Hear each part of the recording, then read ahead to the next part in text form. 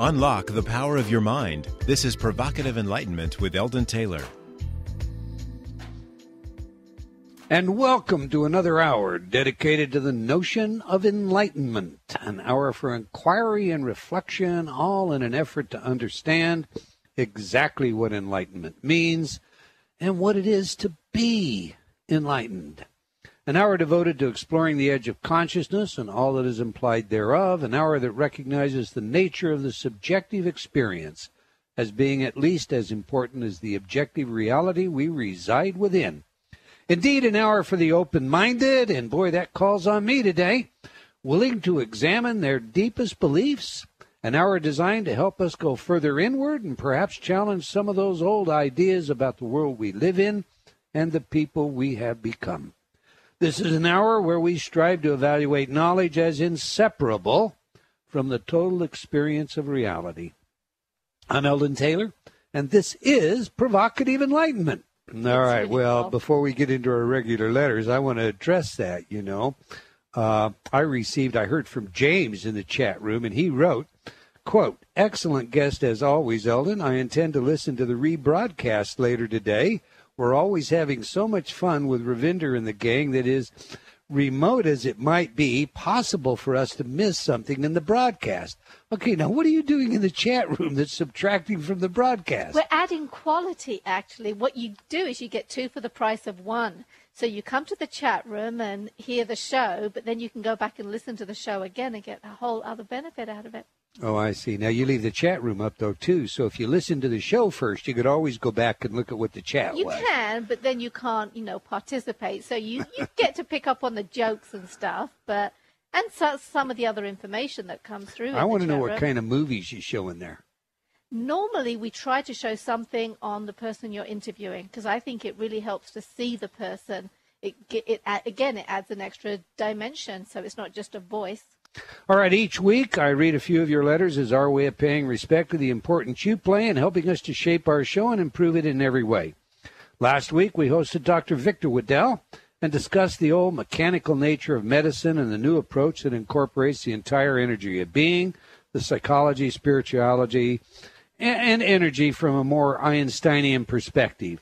Elaine wrote, "Eldon, I'm glad you highlighted this because I always think how important it is to have spiritual intelligence, compassion, in order to truly heal ourselves and others."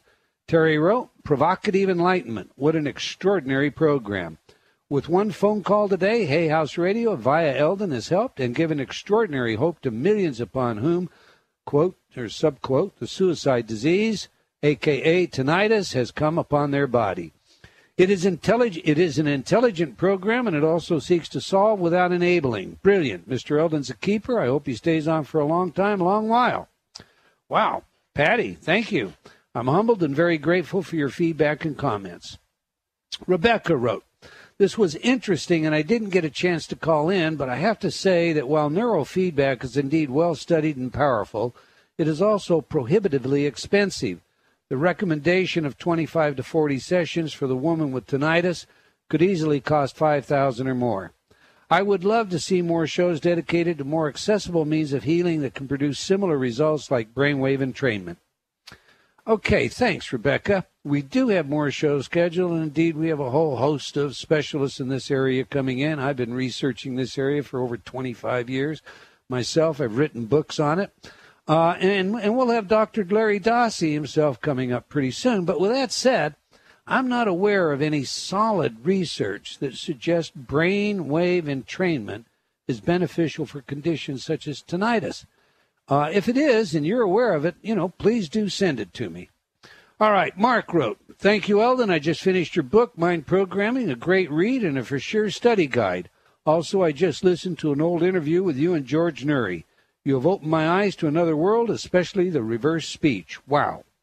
Well, thank you, Mark. And Mind Programming continues to be an international bestseller thanks to the support of all of you out there. And thank you. That's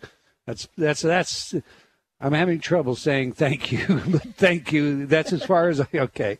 Phoebe wrote, "Thank you so much for that amazing offer in conjunction with What Does It Mean? It means so much to me to be able to use your InnerTalk system for the first time. I kept putting off buying the technology. The best thing I have done lately is invest in it in your work. Thanks to my Kindle, I can read and listen to your work at the same time. Wow, thank you, Fifi. By the way, I noticed that both of my books, What Does That Mean and Mind Programming, are paired at Amazon for one super low price. Check it out for yourself. And make a note. You can get a 20% off right here at Hay House today. Susan wrote, love all your shows. Can't wait to listen to the downloads. Okay, here's my segue. Thank you, Susan. To remind all of you out there that we have a number of programs that are yours for free, just for the downloading, as just a part of our own Pay It Forward program. They are all the real deal. None of them are samples. You can download them as simply going to eldontaylor.com and choosing free programs from the right-hand navigation pane. It really couldn't be much simpler. Laney wrote, you rock, Eldon. Thank you for sharing your wisdom gift and unlocking our minds. Love my DVD series, Change Without Thinking. Frickin' good stuff. Thank you. Puts a smile on my face. Thank you, Laney. And then we received this note from an Intertalk user. Quote, I woke up this morning and I thought about a guy that always made me mad. And my mind would always segue into a yumma, whatever. And I felt completely neutral today. I had the thought that I had been brainwashed. But then I decided I had been brain cleansed. Yay! You can use my initials. Okay, AP, I just did, and thank you for the letter. I like that one, Rav. What do you think of brain cleanse and, Intertalk, the brain cleanser? I think that's cool. Okay, that's all the time we're going to take for letters today, but I do invite you to opine by sending your email to Eldon, E-L-D-O-N, at eldontaylor.com, or by joining me on Facebook. You can also just leave comments on my website. I do try to read all of your letters, and they do impact our programming. I highly value your input, so once again, thank you, all of you, for your feedback and comments. Now to today's show. I will tell you at the onset, there was a time in my life that the notion of alien beings visiting Earth was so totally absurd to me that when Shirley MacLaine wrote her book, Out on a Limb, I often quipped something like, she went out there and sawed it off. I don't know what you think about the insistence that alien life is visiting us today, or what you think about alien abductions. But at that time, back in the days, I was practicing criminalist, using my education to chase bad guys, etc. I kind of looked at the whole thing with some disdain. I must admit, I've moved from that, but the question is this. Is there a massive global cover-up, a conspiracy to keep from the public information about alien visitors? Are the governments of the world, the news agencies of the world, and others all in on this conspiracy? Or is this all just the hype that some conspiracy theorists want us to believe? And what's the truth? Again, I admit to being somewhat dubious about the whole matter of aliens, but then I choose to remain open-minded. I know very well how cover-ups often employ the notion of ridicule to convince the public that an idea is ludicrous and even laughable. Remember that old faithful statement made by those who would debunk anything outside the accepted paradigm. A good belly laugh is worth 1,000 syllogism. It's their strategy. I write about it in Mind Programming. So for me, the jury is still out with regard to aliens. Maybe it won't be by the end of this show. But that said, when someone steps up and offers evidence of the cover-up and insists that they can prove aliens are visiting us now, they get my attention. I invited our guest to the show today because of these claims and because of who he is. We heard a couple of weeks ago about ancient aliens visiting the Earth. Giorgio Tsoukalos shared much of it with us. Arguably, there exists even more evidence for ancient aliens, and Van Daniken and Tsoukalos have presented it on national television and through Van Daniken's many books. If you buy the idea of ancient aliens, what's so foreign about the notion that they still exist? Or in the alternative, that they're finally returning? Our guest today insists that there is indeed a huge cover-up designed to keep the information about modern visits hush-hush. He argues that there are intentional deceptions orchestrated by those who would keep this from the public, and that some of these deceptions are deliberately designed to make the whole matter of UFOs and aliens appear to be silly nonsense perpetrated by a few deranged folks. If that's not enough, he also insists that covert operations by our own government are a part of the conspiracy to withhold the truth from our citizens. I'm not sure what you think about all of this, but I would love your thoughts, opinions, experiences, and questions. You can join us by phoning toll-free 1-866-254-1579, and international callers can dial their country code, then 760-918-4300. And once again, you can also join us in our chat room at eldontaylor.com/chat. All right, if you think at all like maybe I did some 25 years or so ago, you might wonder what kind of person is going to make these claims. I mean, is this some kind of a nut? However, our guest today is anything but a nut. Dr. Stephen Greer is the founder and director of the Disclosure Project and the Center for the Study of Extraterrestrial Intelligence. Greer is former chairman of the Department of Emergency Medicine at Caldwell Memorial Hospital in North Carolina. He is an emergency physician and a member of Alpha Omega Alpha, the nation's most prestigious medical honor society. He is also the author of Hidden Truth, Forbidden Knowledge, or Extraterrestrial Contact, The Evidence and Implications. Also, Disclosure, Military Government Witnesses Reveal the Greatest Secrets in Modern History. And the book we'll spend most of our time on today, Contact, Countdown to Transformation. He also stars in the film Fast Walkers, which is a documentary on UFO visitors that features several interviews with military experts and personnel. You will find links to all of his books and videos on eldontaylor.com, as Ravinder said, under the Provocative Enlightenment show. Dr. Greer's published bio states that he has met with and provided briefings for senior members of government, military, and intelligence operations in the United States and around the world, including CIA officials. Dr. Greer has been seen and heard by millions worldwide on shows such as Larry King Live. So let's meet our guest. Welcome to Provocative Enlightenment, Dr. Greer. Thank you very much. I enjoyed your book very much. I want to start right out with that. Thank you.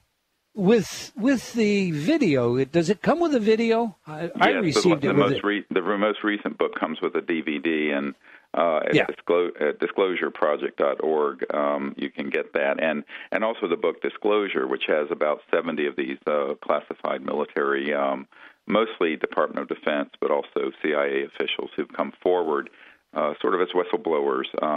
By the way, they're all named except for one or two that requested anonymity, and we have, along with that, a number of documents, the military and Department of Defense documents that establish what they're claiming. So one of the things I always say to people, I'm really not interested in claims, speculations, and theories. I'm more interested in what the facts are, and the facts are pretty dispositive. And at this point, we have about 550 of these military and intelligence officials in the United States. Some are in Great Britain and France and other countries who've come forward with the evidence that, in fact, we're not alone in the universe and that we are being visited.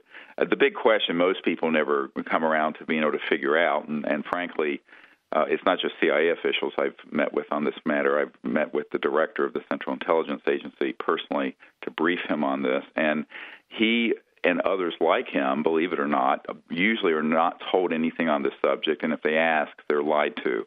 So there's a very large problem in how classified projects that are what are called unacknowledged projects like this are being handled. And most of these people, there's this wrong notion that there's some vast conspiracy, which does not exist. It's actually a relatively small conspiracy being held by people who, as Eisenhower wisely said, the military-industrial complex that have become a threat to our democracy and our way of life. And, when Eisenhower said that, it was because he had been blocked in terms of controlling some of the projects studying this matter back in the 1950s. This we have from people who worked directly with him. So, we have put together a very, very strong evidential-based case for this and asked some very serious questions that we're attempting to answer, and the chief amongst them being, why would this be kept secret if it's true?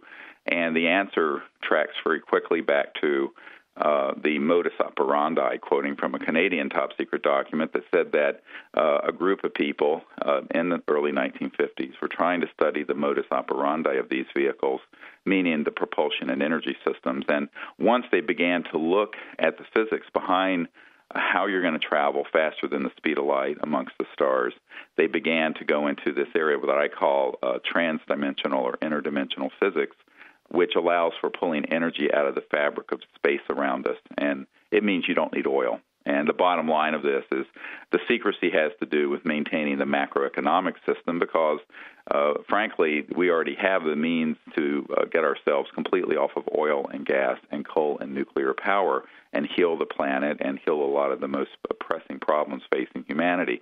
But you've got $600 trillion in a special interest group that does not want that to happen, and that's the tail wagging the dog of the U.S. government.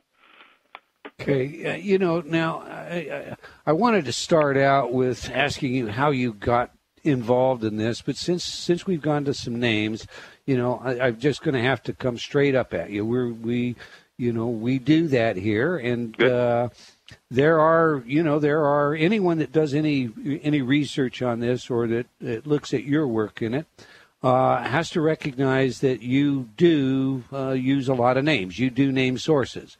But often those people, for example, James Woolsey, CIA director, says he knows absolutely nothing. He totally refutes your claims. And Edgar Mitchell states, his quote is, "I cooperated with Steve Greer some years ago, but he began to overreach his data continuously, necessitating a withdrawal by myself and I believe several others." How do you respond to that? I mean, is this all a part of the macroeconomics conspiracy? No, it's part of people running when the fire gets too hot and they get out of the kitchen. Woolsey was the CIA director for Clinton, who, and right. I have letters to prove this, invited me to provide a briefing for him, which we did, and it was a 3-hour meeting. And in the aftermath of that, when he realized that he was not going to be able to get the president to take action on this, he began to backpedal out of it, and it's your typical political song and dance. And I think that what you find in Washington is that many people want to know about this, but when they're called upon to actually do something about it, which is what happened after he left the position of CIA director, and we brought up this question, why are these people who have taken an oath to defend and uphold the Constitution not do anything about these illegal operations that are going on? And that is when he began to backpedal. So this is typical of what you find with folks who are more politically oriented rather than getting to the truth of these issues. Okay, one of the things that I did enjoy most about Contact Countdown was by adding the DVD to it, you actually get a picture, and it is visual, to a lot of the accounts that go on in the book. What on earth prompted you, a surgeon, to get interested in UFOs? Well, my uncle was the senior project engineer that designed the lunar module. I don't know if you remember that thing that put Neil Armstrong on the moon. I do. Well, his company was Grumman, became Northrop Grumman, and I was a very young child, I guess about 8 years old or so, or 9 years old, when he got involved with that project, and I became very interested in space. And around that time, I had a sighting of one of these objects. In fact, I had a very close sighting, and it was in broad daylight, and a group of kids and I were out. And, 5%, 10% of the United States population have seen these UFO objects. So it's not that rare of an event, actually. However, this, to me, was a pivotal moment where I went, oh, my God, there's something here that is certainly not a conventional airplane or anything like my uncle is working on. And so I began a strong lifelong interest in it at that time. The tie-in to the work we're doing, and that's described in this book, Contact Countdown to Transformation, has to do with consciousness because, and it's interesting that I'm on Hay House because Louise Hay came years ago. I was becoming a meditation teacher, and she came to a meeting I held on consciousness and prayer and meditation, and that's when I first met Louise Hay. And then later I met her with Bernie Siegel at some conferences. But what was interesting is that I found through my research in this subject is that interstellar civilizations are using technologies that can interface with consciousness and directed thought, what we call coherent thought, and that this is really another part of the secret, and that is, how are you going to communicate across the vastness of space? Well, it isn't going to be with an AT&T cell phone. So you begin to look at this, and you begin to realize that there's this multiverse out there that's a conscious holographic universe that has scientific applications that are profound, not only for healing, but for communication, for space travel, et cetera, and so forth. And this whole new area of science and physics is really a big part of what the secrecy is about, because it is a paradigm-busting bit of information. And however, in the course of this, I began to have experiences in consciousness where I found that if you were in a very expanded state of consciousness and could engage in what has been popularly called remote viewing, that you can connect with the communication systems on these extraterrestrial vehicles and make contact with them.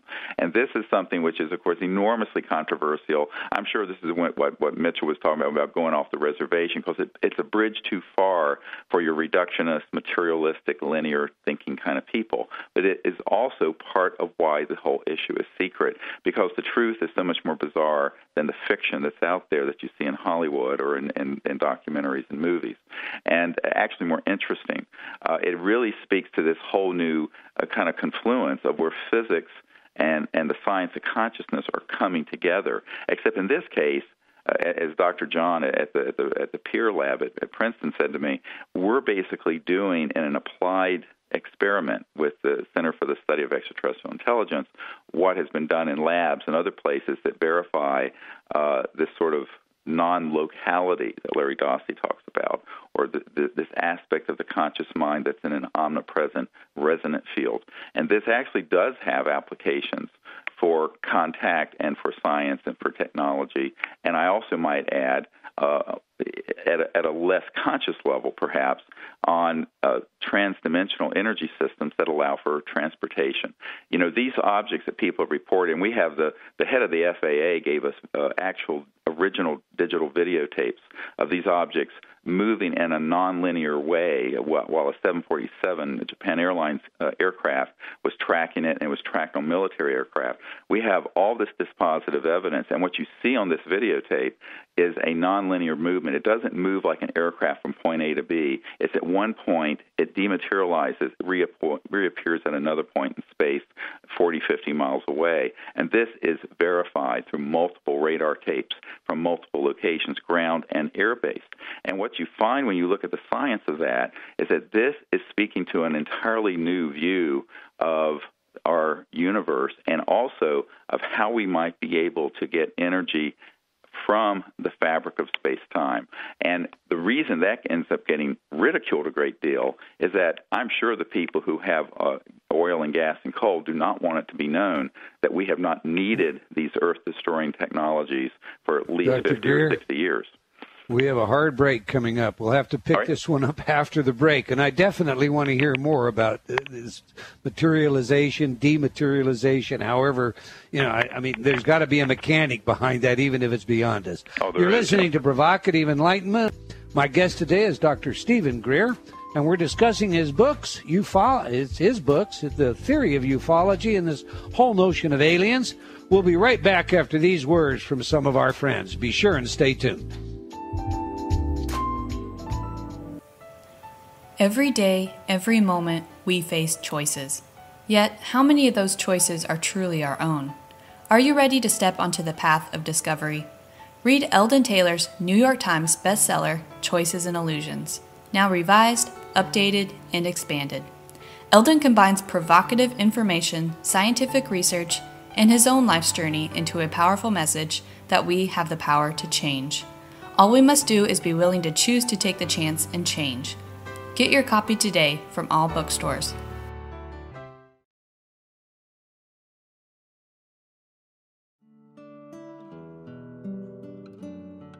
Have you talked to yourself lately? What does that inner voice say? Are you constantly hearing negative feedback? Ready for a change? Inner Talk, Eldon Taylor's patented subliminal technology, can do just that. Change your inner self-talk. Turn off the negative by replacing it with positive affirmations. Inner Talk has been researched at universities such as Stanford and by governments around the world, and has been proven effective at priming your self-talk. Armed with a new positive outlook, you'll find everything becomes easier, from losing weight to stop smoking, giving presentations to riding horses. Learn new things to being a powerful salesperson. Choose your title for change today. Visit www.innertalk.com. That's INNERTALK.com. Innertalk.com.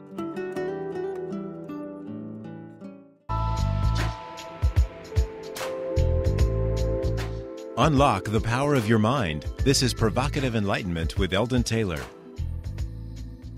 Welcome back. If you just joined us, we're discussing the work of Dr. Stephen Greer, including his book, Contact, Countdown to Transformation. This is a great book, great read. I looked at the DVD as I read it. I highly recommend it. Whether you believe or you disbelieve, if you don't open yourself up to the evidence, well, then you can't even be a true skeptic according to that sense.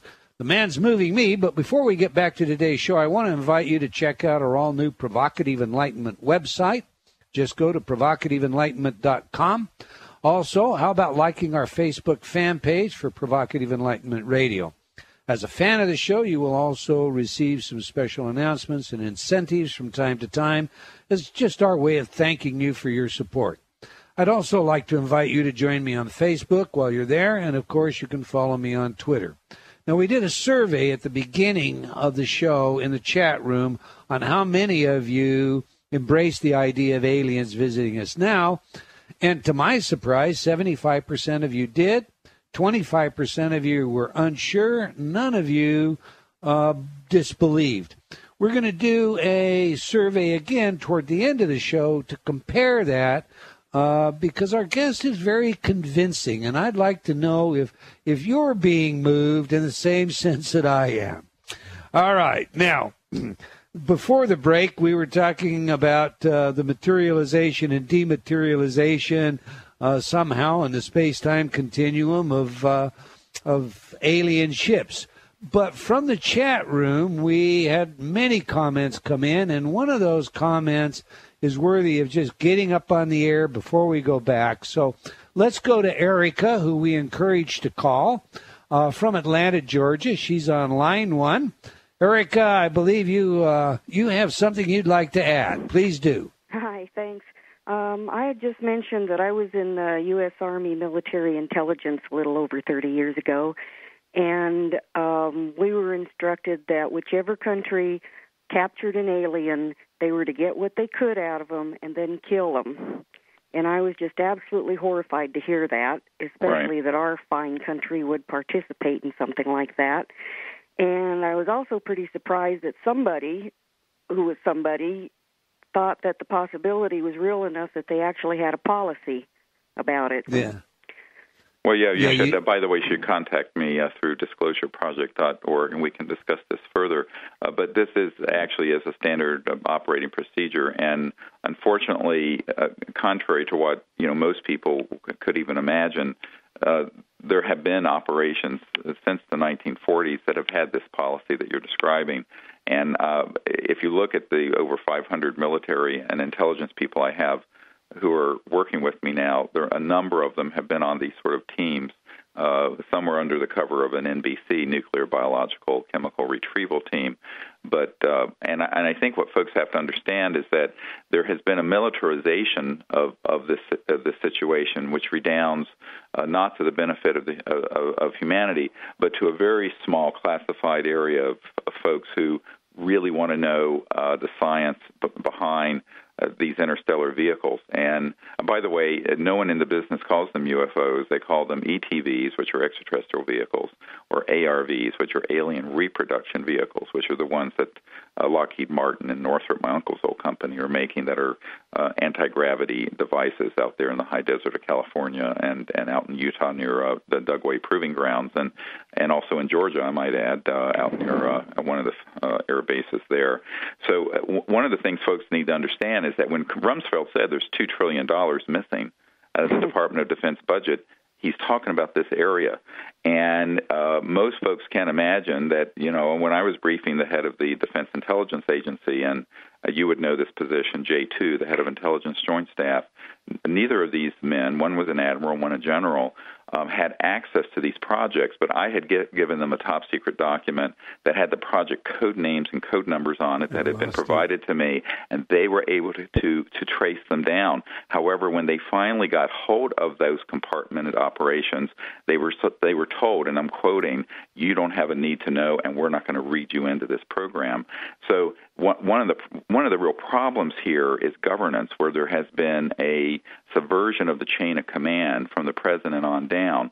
And I have an interview with actually John F. Kennedy's chief steward on Air Force One in 1963 when he was flying to Berlin on Air Force One to give his famous "I am a Berliner" speech. And this colonel told me that Jack Kennedy said, "Yes, I know this is real. I have been briefed that there are extraterrestrial civilizations here, but the whole matter is out of my control. I don't control them, and I don't know why." This man was weeping as he told this story, and he's a big, burly, retired Air Force dude. And what was interesting about this is that if I had heard that from one military guy, I would have brushed it off. But after hearing it from dozens, and now over 500 of them, there's no question in my mind, and the evidence we put together is really as dispositive if you take the time to look at disclosureproject.org. The big question is, how do we as a people correct this problem?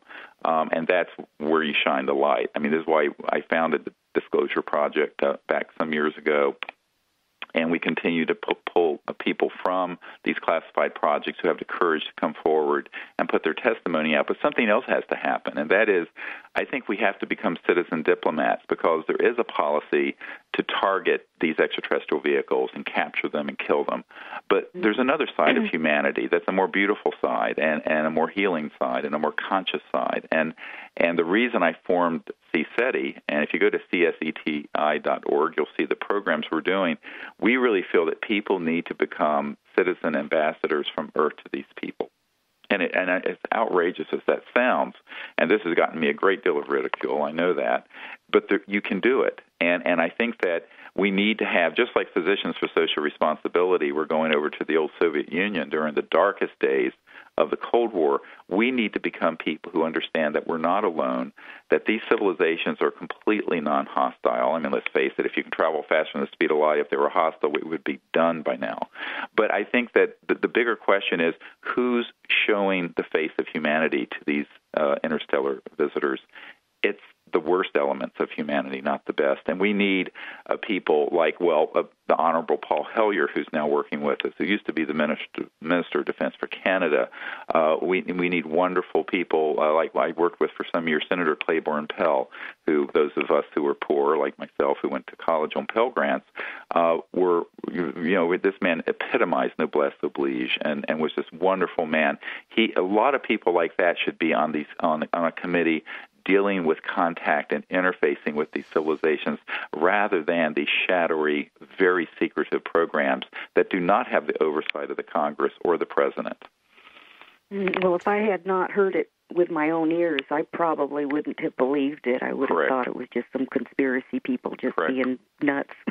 Yes, and what you said just then is precisely what the general who was head of the Defense Intelligence Agency told me after he got into that position. Now, this is a 3-star general, and he said, "Look, if once I got into this position, I realized that this was true." He says, "But when I made inquiries into it," he says, "all I got," and he got up, and I'm in the E-ring of the Pentagon with my team, and he got up and he picked up a little cartoonish sort of E.T. doll like you get at Walgreens. And he says, "This is all I have been given through my inquiries." And I said, "Yes, sir, but there are people who are tasked with this who are in the Defense Intelligence Agency because they're now on my team giving us information." This man was in such a state of fear and shock over this. And actually, so was the J2, the head of Intelligence Joint Staff, because he was the one who was flat out told, you do not have a need to know. And he says, well, damn it, I'm the head of intelligence for the Joint Chiefs of Staff. How can I not have a need to know? They said, sir, we will not discuss this with you further. Click. So the $2 trillion of our tax dollars, I might point out, that's missing, it's gone into these sort of programs. They've gone off the reservation completely. And this is an existential threat, not only to our country, I think, to the human race, because what's being withheld is not only the potential for positive, peaceful contact with these civilizations, but this sort of dividend, if you want to call it a space peace dividend, and my uncle and I have talked a lot about this, who now lives in Southern California, about the fact that, we have this potential to lift humanity out of poverty and put us on a path of sustainability without destroying Gaia, without cannibalizing the planet. And, but Ben Rich, who was the head of Lockheed Skunk Works, he said, yeah, we have all of this. And 3 members of my team were with him when he said this.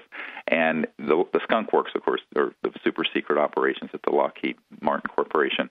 And he says, but it's locked away in a black box. It would take an act of God to ever get it out to benefit humanity, to which I said, well, then we have to be that act of God. We have to come together as a people and see that this information and these sciences and technologies come out for peaceful use.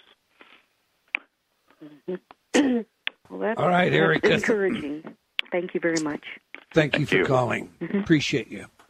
Bye-bye. All right. You're talking about technologies. Your book refers to a number of technologies. You refer to zero-point energy. What are some of the technologies spelled right out that the aliens have, that we may have, that we can't use right now because of these clandestine operations? Well, it's interesting. The American Federation of Scientists came out in October with a report, and this is a very mainstream scientific entity, that there are over 5,100 patents that have been inappropriately seized under the National Security Act, even things as trivial as a solar photovoltaic generator that got 20% more efficiency than the old ones in 1971 were seized under the National Security Act. Now, this is not a conspiracy theory. This is the American Federation of Scientists, a main report on excessive government secrecy. So you can look it up, and you can go to the OrionProject.org, which is our energy project, and see it. Now, when you start dealing with these sort of sciences and technologies, you're dealing with, and I don't want to get into the physics too far, but it's a very high voltage, VHV, very high voltage resonant field system. And what that does, it opens up, if you want to look at it, a vector or a tap into the fabric of space-time, this zero-point energy field that is at the base of the subatomic particles that are fluxing in and out of the sea of infinite energy that Nikola Tesla talked about. This is real. It's been proven. It's been in mainstream physics journals. What hasn't come out in mainstream physics journals is that we have discovered how to use very high voltage VHV resonant field systems to tap into that field so that you could have something that looked like a heat pump or a generator sitting on your coffee table. It would run all the needs of your house without being tied into a utility, without an energy bill or a power bill or burning any coal or nuclear fission. This, of course, would be a complete transformation of civilization on Earth. But as I mentioned earlier, it'd be the end of people's multi-$100 trillion nest egg of fossil fuels and coal and gas and oil and basically the petrodollar system that's based on that. So it would be the largest geopolitical change as well as macroeconomic change, but it would give us an ability to have a sustainable planet without poverty. And the reason the system, I have a document from 1953 that's in the book Disclosure that has the CIA saying, if we can ridicule this enough, and in fact engage Disney Studios to make comedies and make cartoons about this subject, then it will be a great psychological warfare value. So the whole matter has been very carefully positioned, and this isn't my opinion. This is something that can be proven through the documents that we have gotten released. And actually, just before I briefed the CIA director, I got an enormous box of documents from the CIA, and many of them had never been seen before. And so we've provided as many of these as we can, and anyone who reads through them even casually, their jaws will drop open because it takes it out of speculation right away to fact. But then you have the big question, the hardest question always to ask, if I might say so, is the why. Why are people keeping this secret? And you have to then understand that there are a couple things. One is this energy issue and technology issue and macroeconomic power. Another one is, I hate to use the word, religious, but sort of a spiritual, religious question. A man at Jet Propulsion Labs told me the reason they don't want to show some of the very ancient structures that are on Mars and on the Moon, which are left over from some very ancient ET civilization, is that he told me, and this was a scientist telling me this, he said because it would collapse the foundations of all the orthodox fundamentalist belief systems on Earth. And I said, well, good. I said, anyone who believes we actually rode dinosaurs bareback and that we were climbing around on dinosaurs playing with them 6,000 years ago, like this museum in Kentucky shows, you know, why are we pandering to that crowd? He says, because that's 25% of Americans. And I said, well, grow up. This is ridiculous. That you know, that there's this kind of thinking still going on that they don't want to offend, because a lot of this information coming in, frankly, would upend. Now, not at the Vatican. I went to the Vatican some years ago, and in our book Disclosure, you'll see an interview with Monsignor Balducci, who is senior theologian to Pope John Paul. Wonderful man, and the interview I did with him, he makes it very clear that, yes, we're being visited. Yes, we're all children of God. There's no reason for this to be secret. And the most dangerous thing we're doing is weaponizing space, putting weapons out there to do exactly what this caller talked about, and that is to target these vehicles and to engage in all kinds of nefarious activities. And this is not a low-level guy. This was an official interview. And he turned to me after the interview, and he says, he said, Dr. Greer, I could not do this interview with you unless Papa, he was saying the Pope, had wanted me to. So there's a lot of positive movement going forward.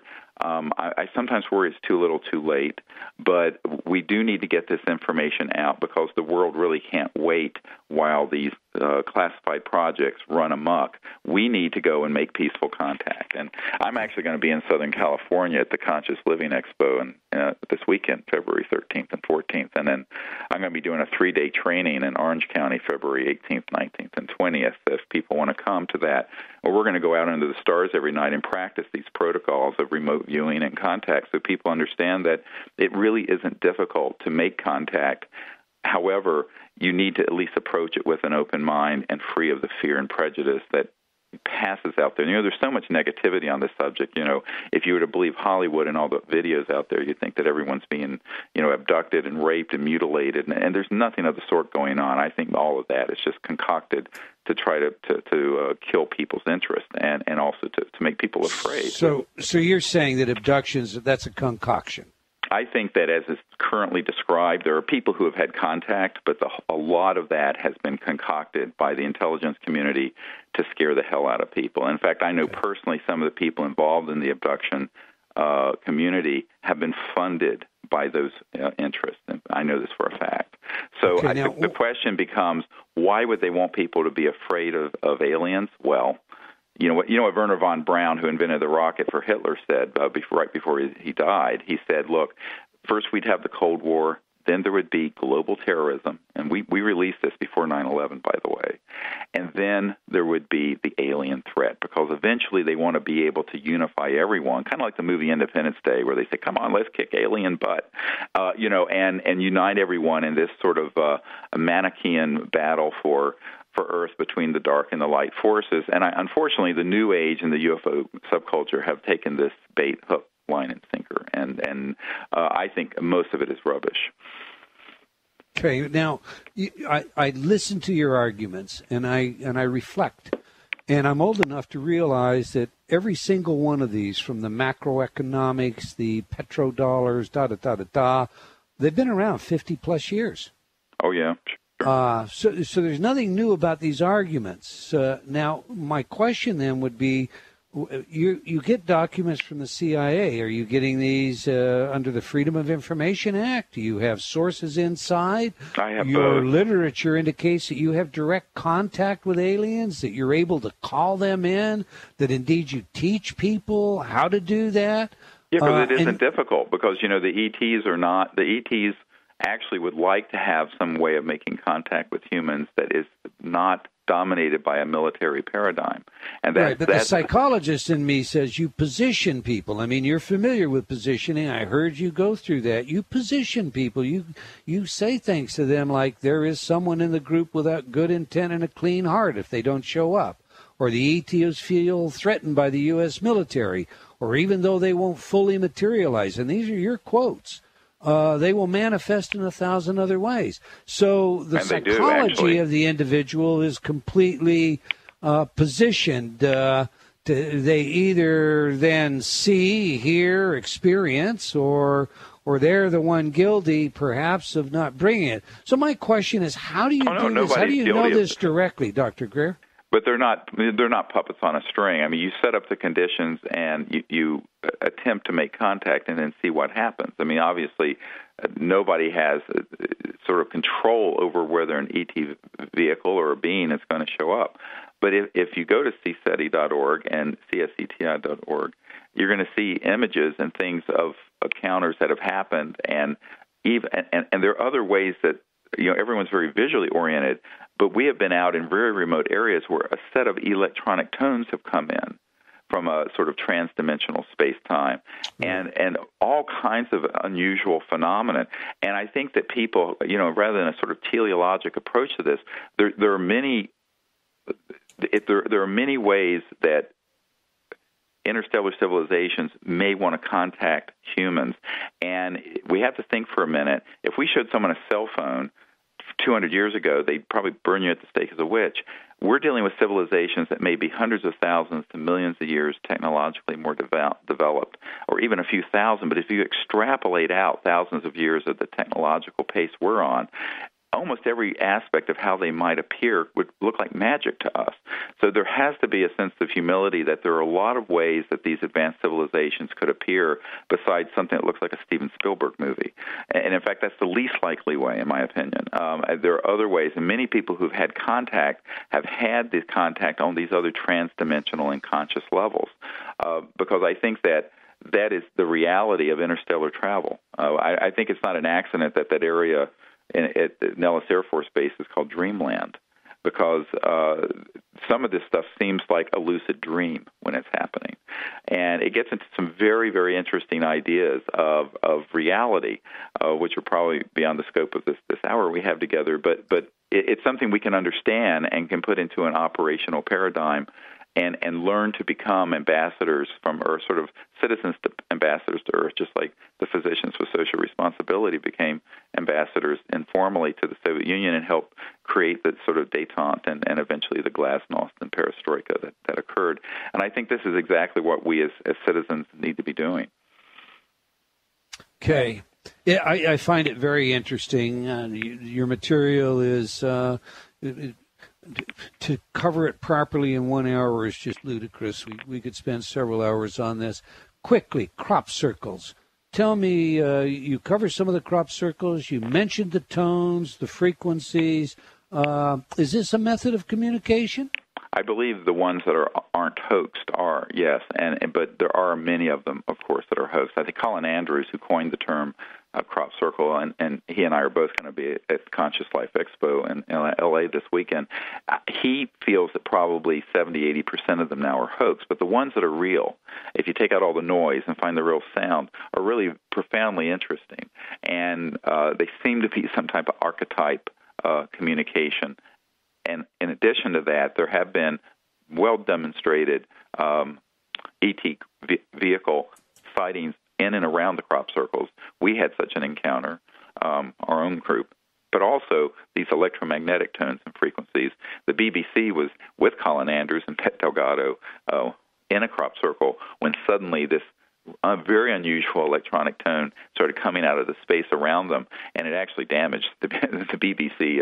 Back then they had beta cams, I guess, and it did about $75,000 in damage to all their cameras and equipment.